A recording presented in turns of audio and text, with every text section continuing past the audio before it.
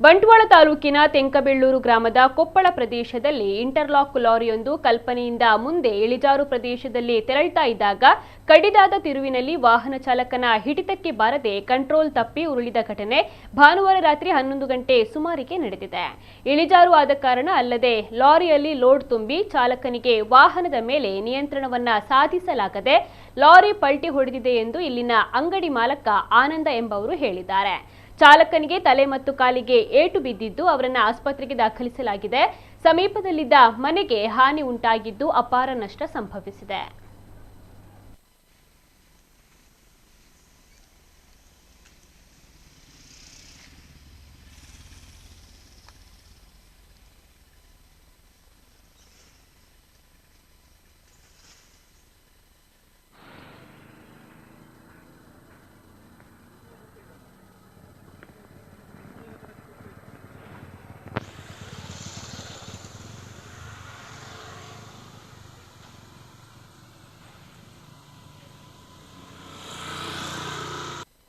ಅಲ್ತಿದ್ದು ಗಾಡಿ ಬರ್ತಲ್ಲ ಅದು ಮಿತ್ತಿದೆ